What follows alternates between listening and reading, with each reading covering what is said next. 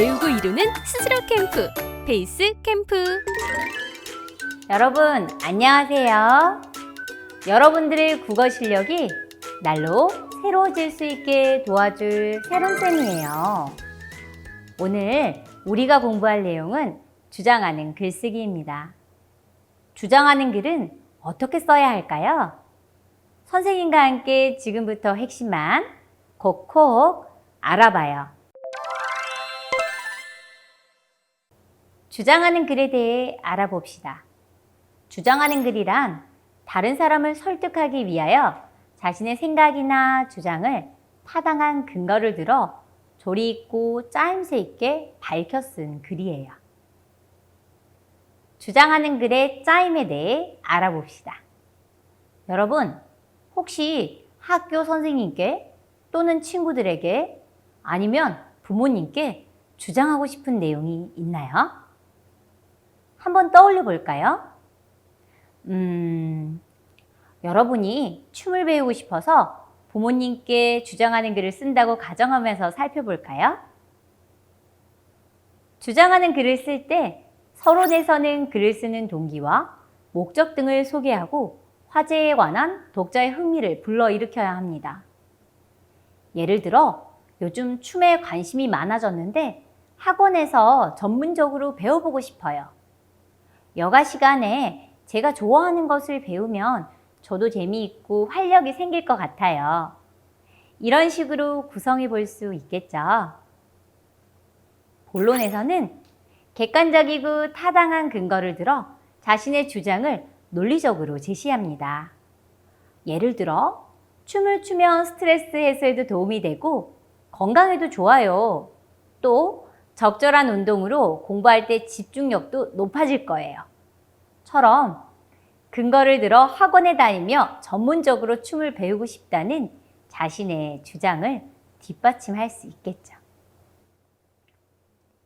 결론에서는 본론의 내용을 요약하고 주장을 다시 한번 강조합니다.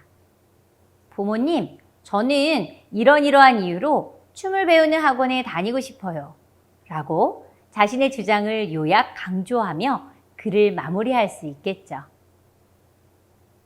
주장하는 글을 쓰는 과정에 대해서 알아봅시다. 먼저 문제 상황을 발견해야겠죠. 평소에 자신이 관심 있던 문제에 대한 신문, 뉴스 등을 찾아보고 문제 상황을 파악합니다. 다음으로 주장을 정합니다. 앞서 발견한 문제 상황에 관해 친구들과 논의합니다.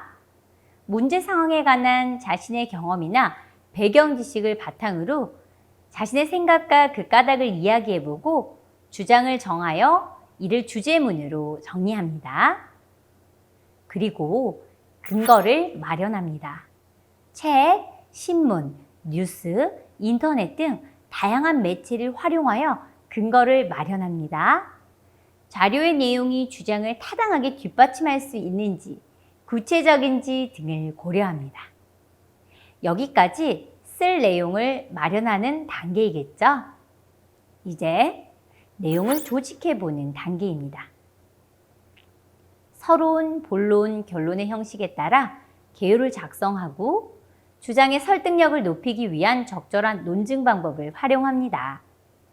논증 방법에는 귀납, 연역, 유추가 있었던 거 기억나죠? 조직까지 완료했다면 글을 씁니다. 주장하는 글의 특성에 맞게 의견을 논리적이고 설득적인 문장으로 표현합니다.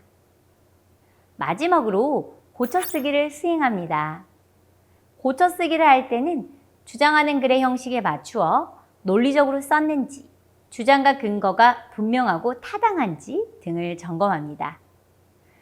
글의 주제에서 벗어난 내용, 제목의 적합성, 중심 내용과 뒷받침 내용의 체계적 구성, 문단과 문단, 문장과 문장 간의 응집성, 띄어쓰기나 맞춤법 등을 점검합니다. 지금까지 주장하는 글쓰기에 대해 열심히 공부해봤죠? 이번엔 내가 얼마나 이해했는지 실력 따지기 문제를 풀며 알아볼게요. 너의 실력을 보여줘. 실력 다지기. 첫 번째 문제 시작합니다. 기억에 들어갈 주장으로 적절한 것은? 편리한 통신 생활의 도구인 휴대전화가 우리 삶을 공격하고 있다. 휴대전화를 과다하게 사용하면 다음과 같은 문제가 있다. 첫째, 가상세계를 지향하여 사람 간의 관계가 단절될 수 있다. 둘째, 학교 성적이 나빠지고 업무 능력이 떨어질 수 있다. 셋째, 시력 저하, 거북목 증후군 등의 신체적인 증세가 나타날 수 있다. 따라서 기억이다. 이 지문에서는 휴대전화를 과다하게 사용했을 때의 문제점에 대해 이야기하고 있어요. 이 근거를 바탕으로 했을 때 들어갈 주장은 무엇일까요? 1번, 휴대전화는 편리한 도구이다. 긍정적인 주장이므로 답이 될 수 없습니다. 2번, 휴대전화 사용 시간을 줄여야 한다. 기억에 들어가기 적절한 주장이겠죠. 3번, 휴대전화보다는 컴퓨터를 사용해야 한다. 윗글에서 컴퓨터에 대한 근거를 제시하고 있지는 않습니다. 4번, 휴대전화를 통해 공부와 업무를 해야 한다. 역시 휴대전화의 부정적 측면을 말하고 있는 근거들과 어울리지 않는 주장이죠. 5번, 휴대전화를 통해 서로 안부를 물어봐야 한다. 마찬가지로 휴대전화를 긍정적으로 활용하자는 주장이므로 답이 될 수 없습니다. 두 번째 문제 풀어볼까요? 먼저 지문을 살펴보겠습니다. 이 글은 청소년들이 신조어를 무분별하게 사용하면 의사소통이 어려워지고 어휘력과 사고력이 저하되는 문제가 생기므로 신조어를 무분별하게 사용하지 않도록 해야 한다는 주장을 하고 있어요. 문제를 풀어봅시다. 윗글에서 글쓴이가 글을 쓰는 과정에서 떠올렸을 내용으로 적절하지 않은 것은? 1번, 전문가의 의견을 제시해야겠어. 본문에서 한 국어학자는 생각을 표현하는 도구가 단순해지면 생각하는 능력 역시 단순화될 수 있다 라고 말했다. 라고 하면서 전문가의 의견을 제시하고 있어요. 그렇기 때문에 1번은 적절합니다. 2번, 신조어 사용의 문제점들을 설명해야겠어. 본문에서 신조어를 무분별하게 사용하면 세대 간 의사소통에 어려움이 생길 수 있고 어휘력과 사고력이 저하될 수 있음을 언급하고 있기 때문에 적절합니다. 3번, 설문조사 결과를 근거 자료로 사용해야겠어. 본문에서 땡땡 단체의 설문조사를 활용하고 있으므로 적절합니다. 4번, 어휘력 향상을 위해 신조어를 사용하자고 주장해야겠어. 이 글에서 이런 내용이 드러나 있지 않습니다. 적절하지 않죠? 바로 4번이 정답입니다. 5번, 독자의 흥미를 유발하기 위해 서론의 신조어의 예를 들어야겠어. 이 글을 시작할 때 신조어인 갑분싸, 노잼, 이응, 지읒을 예로 들어주고 있습니다. 세 번째 문제 풀어볼까요? A에 대한 설명으로 적절한 것은? A를 살펴봅시다.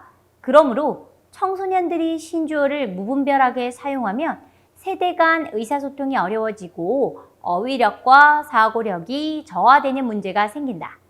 따라서 우리는 신조어를 무분별하게 사용하지 않도록 해야 한다. A는 글의 마지막 부분에서 본론의 내용을 요약하여 제시하고 주장을 다시 한번 강조하는 역할을 해요. 그렇다면 정답은? 그래요. 5번이 되겠죠? 오늘은 주장하는 글쓰기에 대해 공부해봤어요. 앞으로 주장하는 글을 쓸 때 유의할 점을 알고 주장하는 글을 잘 써볼 수 있겠죠?